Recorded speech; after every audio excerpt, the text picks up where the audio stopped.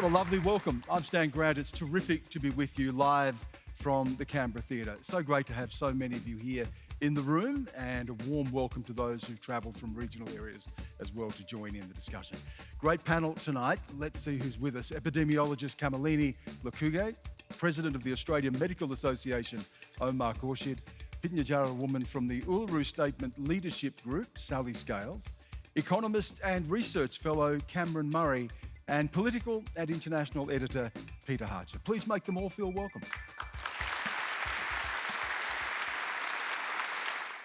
As exemplified by the recent instance of a Melbourne couple crossing the Queensland border despite their home city being under lockdown, do you think the average Australian has become COVID complacent because the ongoing pandemic is no longer something that the majority experience in their day-to-day lives?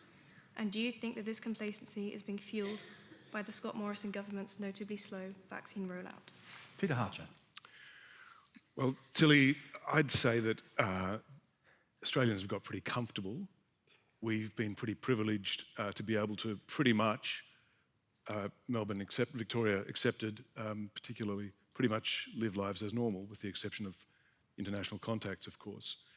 And I think the combination of that fortunate position that we find ourselves in because of the rigorous early public health response has not only made us all feel pretty comfortable with our lives, but it has injected a sort of sluggishness, I think, into some of the rates of take-up of vaccinations, and we saw how quickly that changed when there was the latest scare in Victoria, a surge of people getting vaccination.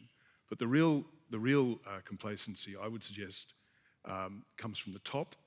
We saw, credit where it's due, the initial response, I think the public health response and the economic stimulus was exemplary, was textbook stuff. But when that first wave of emergency and crisis faded, I think what we saw was the return to Australia's greatest enemy, our natural complacency. So, and as a function of that, because of the slowness of the vaccine rollout, the inability to move away from a flawed system of hotel quarantine, we've seen the states impatient, stepping up increasingly to take over from the federal government tasks that the federal government had been doing. So I think we've been comfortable, and the government has been complacent. Cameron Murray, is complacency the word you would use? I think people are right to be complacent, because I think compared to what we see in the media, I think people have a better judge of the risks than what we've seen in the media. And from a public health perspective, it's not clear to me that any of our reactions have been ideal. I've read the pandemic plans from prior to 2020, and most of what we've done, we're not in them. School closures were not recommended. Working from home not recommended. Border closures not recommended. We know this virus is 1,000 times worse for elderly people than the young, and we don't need to vaccinate 100% of the young people before we open up. That's just an imbalance of risks. Cameron, are you seriously suggesting that COVID doesn't affect young people, or that our border closures haven't made us almost the most successful country in the world when it's come to managing this pandemic? Do you think we've been the most successful? I think we've been extraordinarily successful. In what measure? You look at the number of people who've actually died in all public from health, COVID. in all public health, in all the delayed births, all those couples who will never have the children they want because hospitals were delayed. They were scared of the pandemic. All those routine health checks that got delayed that we can't catch up on. You think that they outweigh the risks I'm sorry, and justify? Cameron, but if you look at the data from every country that didn't do those things, all of that happened, plus a lot of people died of COVID. How many? How many? So, I've talked. But let's be serious. Stan, You're sitting here saying we should vaccinate 100% of people before we open borders. We know, or some large portion, and we're talking about making this compulsory when we know that children have extremely low risks. We know that schools were open for the 18 months in Sweden and no children died.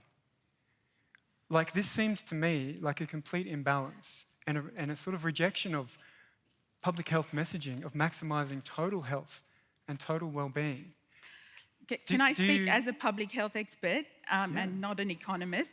I think that, so what we are aiming for is a level of vaccine coverage that means we are not going to get to high levels of transmission and be constantly so what is that? Following our tail. If you look at what's happening in the UK at the moment, they have almost 50% coverage, and they started to open up.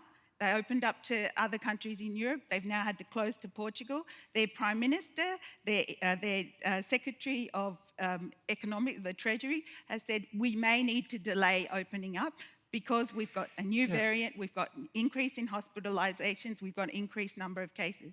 So I think waiting a few months to get to a level of vaccine coverage where we know we can control this disease without stringent measures, it just is a no-brainer. And one of the things I've really had issues with during this pandemic is people without the appropriate expertise making commentary. Our public, I trust far more than many of the other experts who I've seen on TV. Can you just hold the thought for a moment, Cameron, because it does lead to our next question. I do want to come back in and pick this up with you, but Annabelle Howard will I think also is looking at this issue about just how seriously we should take this.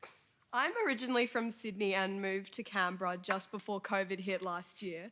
And living in Canberra, there hasn't been a COVID case in around a year. Do you agree with the belief that Australia's COVID precautions have been overly cautious? Okay, I'll go to Cameron. Well, I mean, firstly, I don't appreciate the academic barbs about specialties, because I know you routinely comment on economic policy issues. But, like, you're all clapping for her. I think we should be fair about this.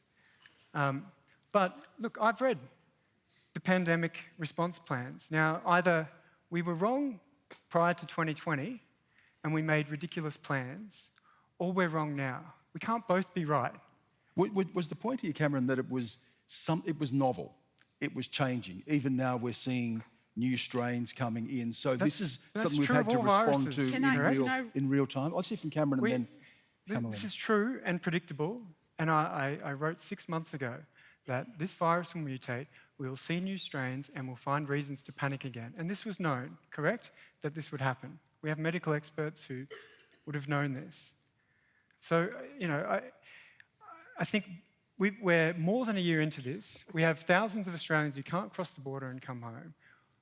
We're closing down routinely our normal health services. And I think it's time to ask questions about the balance of risk and reward from the response we've had. And I think that's totally reasonable. Sally had her hand up and all. For me, I would say, Cameron, that I will always be cautious when I'm a part of a group that is always going to be vulnerable, where Aboriginal people have got underlying issues. I'm always going to caution and make sure that we are protecting our elderly, we are protecting. It's a luxury to not be cautious. So you're assuming the effectiveness of what we're doing, let me finish. Right? Let me finish. If COVID got into an Aboriginal community, we don't have the luxury of quarantining by ourselves. In a household, there is nothing as 2.2 people living in one house. There's multiple people living in homes. And also, we don't get, for my communities, if we had a COVID out there, everyone would have it within a day. And there'll be a turnaround for the Royal Flying Doctors is 8 hours to Alice Springs or to Adelaide. Now that, in a case if someone else gets COVID and is a vulnerable person, they're going to die before that plane comes back. So for me, I'm always going to be cautious. I'm always going to make sure, let's protect our elderly, let's protect our vulnerable people, and it's everyone's job to do that. And if every time there's a new strain, I will keep saying that, because I'm not going to mess around with people's lives. We had experiments in the past of isolating groups. We had cruise ships get COVID, and they were very vulnerable people. So we know what the data is, and it's not everyone gets everything. We know here we've had the AMA head telling us it's time to live with COVID, basically. Okay, it is time to live with COVID. I should be able to talk for myself. I don't think it's time to live with COVID right now. It's time to finish the job. Can you define that? Because I feel like we haven't had a plan. Need We've to got no make end game. vaccines available to every Australian who wants one. We haven't done that yet. So we've got a way to go before we've done the job. And to go back to the actual question, have we overshot? No, we haven't, because we have protected our people in a way that very few other countries have done. We've seen overseas first world countries turn into third world countries. Their healthcare system is completely overwhelmed. Can I bring and Peter people Hartcher in dying. on this? Peter, were we actually, and it looks this way now in retrospect, really looking at an elimination strategy? And was that the right way to go? And is there a risk that we end up now being left behind as the borders remain closed, as states close their borders, as we see more lockdowns, while the rest of the world is in fact living with it as they roll out more vaccine? Well, Stan, let me say first that I'm very disturbed by Cameron's notion that we should be constrained by a lack of expertise. That would be terrible for my career. So I just want to take a deep breath and get on with it. Look, we value what you bring, Peter. well, thank you, Stan. And as a fellow journalist, let me return the compliment.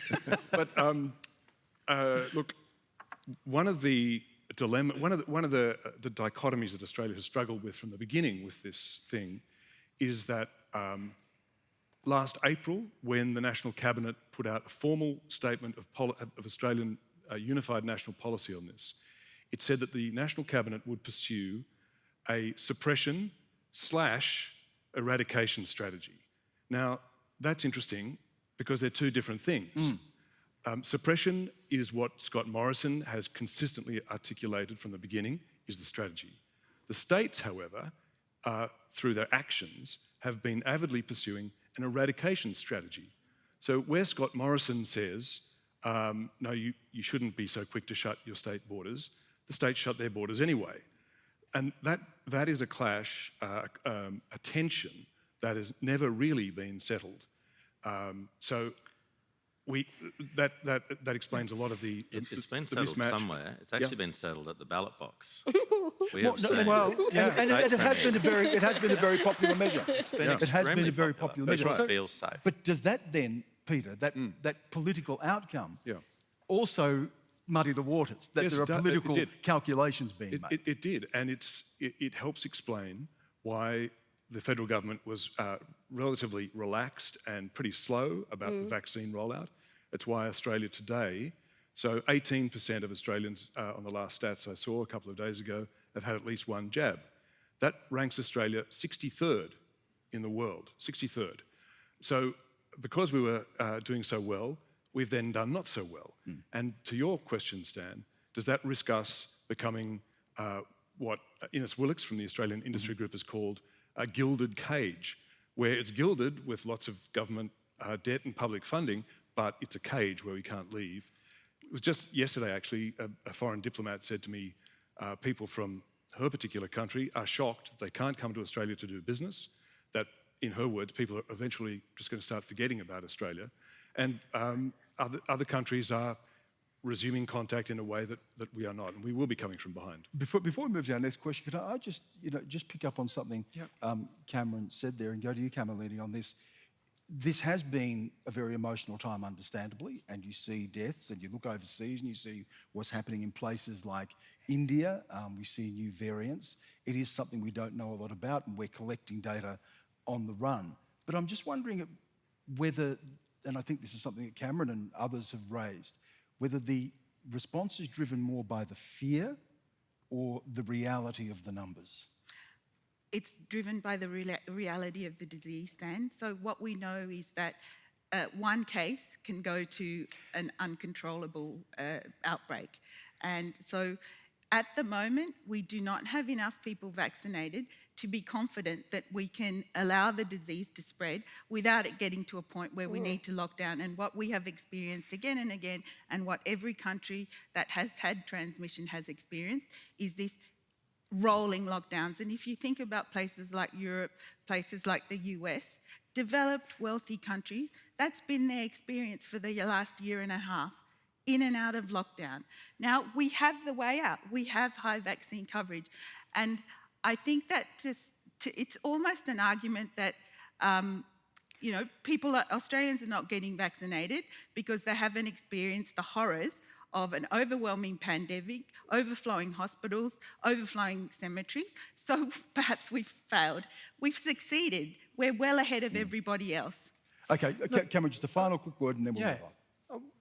The vaccine was a stroke of luck, let's be honest. What was your plan if there was no vaccine for another 2 years? So I'd really like to address that really quickly.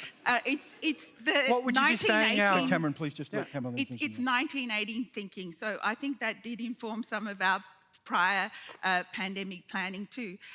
The fact is, the influenza pandemic that everyone keeps referring to happened more than 100 years ago. It happened directly after one of the most traumatic events in history, World War I. And it was in a time when our biomedical research, our health systems were rudimentary at best. We are in a different situation. And I had every expectation that we would have vaccines. In relation to the Tamil family and the enduring pressure from the community to allow the family to settle in Australia, how determined is the Australian government to use them as an example of their tough stance on asylum seekers? How far-reaching would the political ramifications be if the government allowed them to settle in Australia? Sally, you raised before just these issues, didn't you, of asylum seekers and using offshore detention. How do you see this, Mark? I don't know what the government's doing with this family. It's a joke. Like, enough is enough. And also, those two girls are Australians. Like, what political game are they playing at? And what's happened to our humanity that we allow this to happen? Like...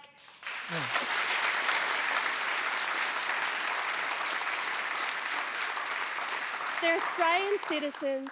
The detention centres, you know, like it's not like a happy camping place. Like the detention centres, they were fleeing huge risk. They took huge risks to come to Australia, and they were fleeing so much issues in their own countries. Like they wanted a better life, and we've stuck them in detention centres when, like, government's been talking about how we need more people to come and work in, you know, picking fruit and all this sort of stuff, but we're willing to spend millions over there on detention centres, millions over here doing whatever they want to do, but the political will, let them come in.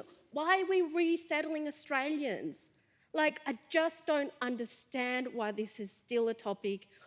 And also, where is the, you know, everyone's expecting Scott Morrison to have this call, and he bounces back to the Home Minister and all of this sort of stuff, and they shift the blame every time, which is what they do with Aboriginal affairs anyway.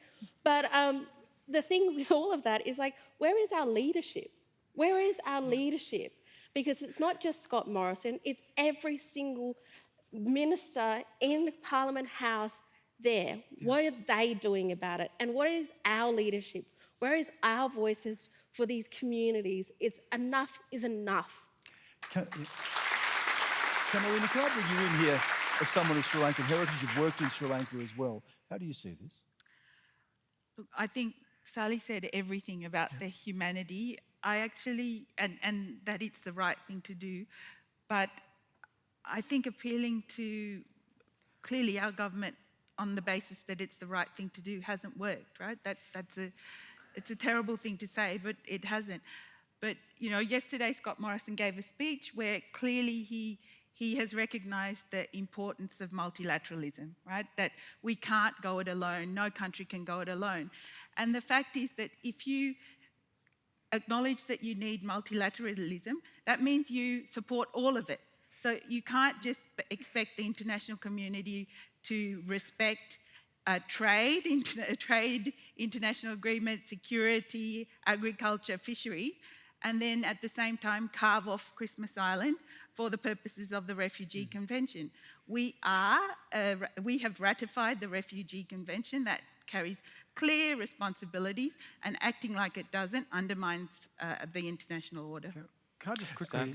Just quickly, we need to move on to our next question, but Omar, and then quickly from This is something that really energises doctors, and it's something that we've written about, we've made public comment. I've personally spoken to the previous Home Affairs Minister, The harm that's being done to these children, whether they're refugees or not, is irrelevant. They are children. They were born in this country. The idea they're not Australian is ridiculous. And the idea that by allowing this family to resettle in Australia, that we will somehow weaken our border controls, that the boats will suddenly start coming to Australia, is also ridiculous. Yep. So as a father, I would really like to appeal to Karen Andrews as a mother to say, do the right thing. It is completely in the Home Affairs Minister's discretion to let this family stay in Australia, and that's what she should do immediately.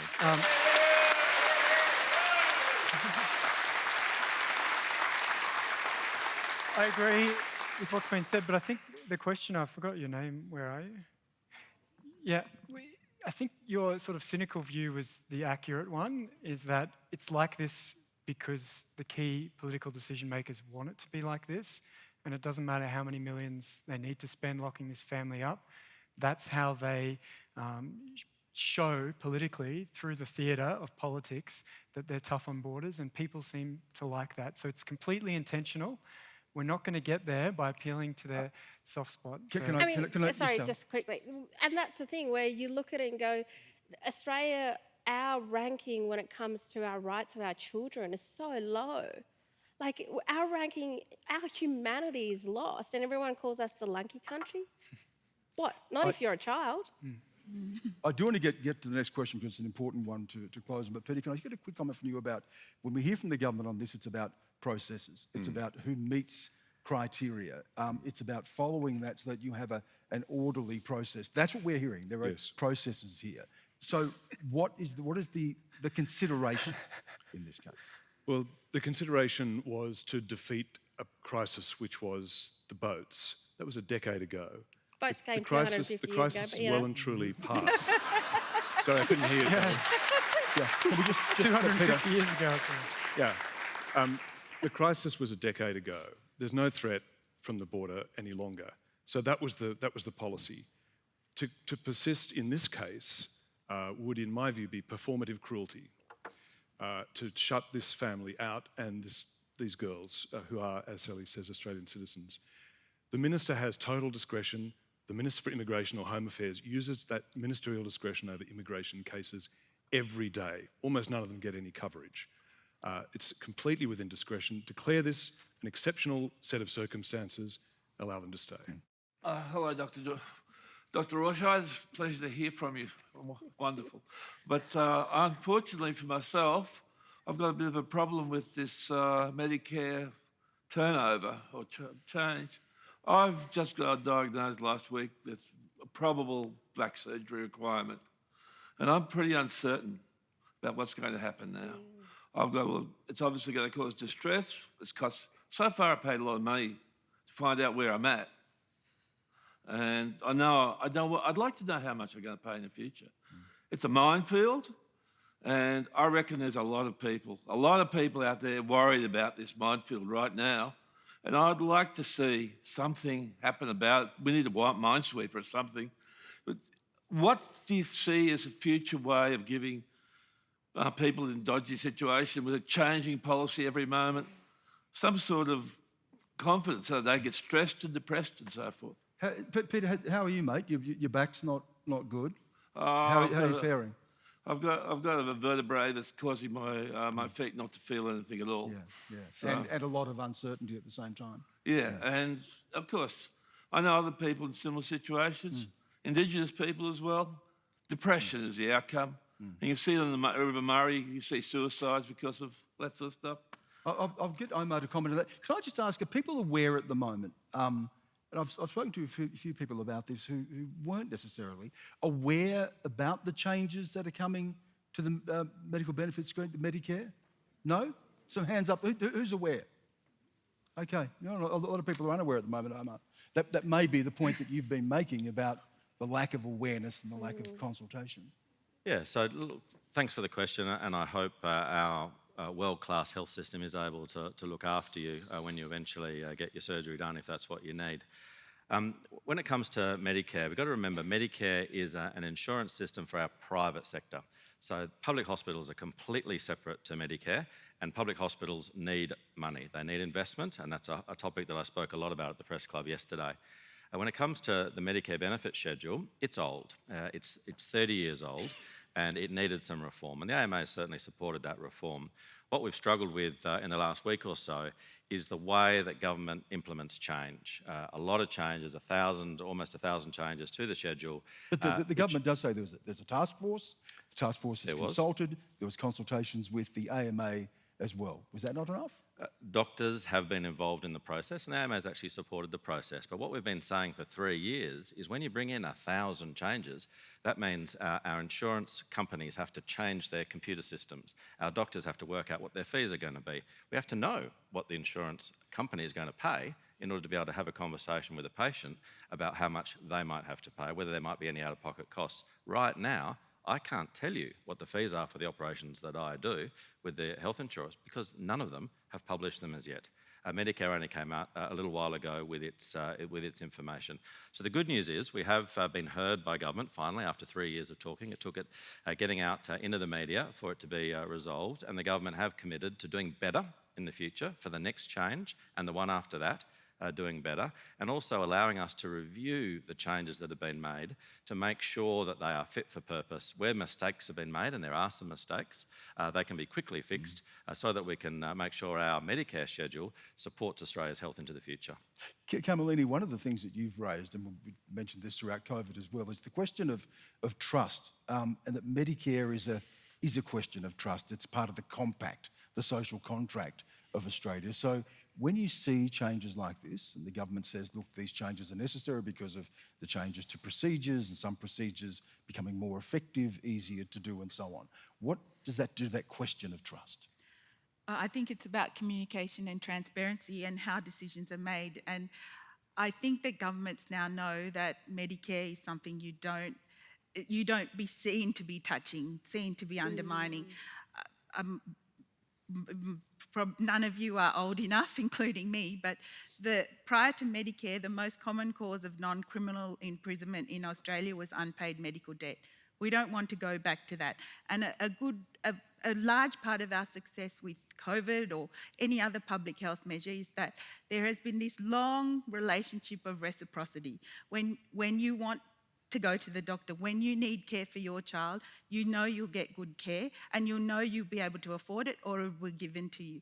Now that builds a relationship of trust that governments then, when they ask us to do things like stay home, like, get tested, we do. And I think that doing things that aren't transparent to those who will implement those changes, aren't understood by the community, people like you, Peter, undermines that trust. And, Medicare is something, it represents universal healthcare. It represents equality in access to a critical human right. So I think the government needs to do a better job, and I hope they hear the voices of not just Omar, but much more people like Peter. And Peter, I'm sorry that the answer didn't necessarily answer your question. I think as Omar said, we just don't know about the costs of those procedures. Sally? I just don't want us to end up like the US. Yeah, exactly. Look, can I just comment? I think it's quite interesting that these are routine updates to the medical benefits scheme that had the support of the medical community, but in the last week it turned into a bit of a political football. And so I find it very difficult on this question of trust. We've seen the Medicare campaign come back, which is, all this is an implementation issue, an administrative issue that just needs a little bit more time, but it's become a political football. So on the question of trust, I think people are going to start seeing through it if that's how our politicians want to deal with health issues. We actually need to learn how to implement reform in health and how, in fact, in government. We need to work out how to make change without it being having a great big target on its back. And that has been very difficult. Medicare is this sacred cow. Well, we're almost out of time. It's the third rail, isn't it? You touch Medicare in an election time, it can be political suicide. That's right. And, one of the political achievements of Greg Hunt as Health Minister is he has neutralised health as a political issue for the Liberal Party because Labor had a strong brand advantage there. That's been pretty much neutralised. The last thing politically that this government wants to do is get people anxious about Medicare. Peter, thanks for your question. Good luck with your back as well. I hope it gets better. That's all the time we have on the show this evening. I want to thank you again for coming. Please thank our panel as well, Kamalini, Lokuge, Omar, Khorshid, Sally Scales, Cameron Murray and Peter Hartcher.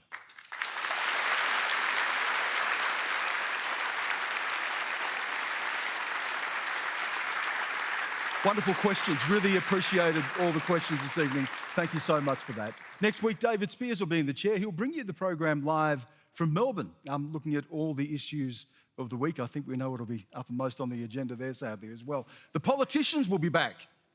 Yeah? Okay? No?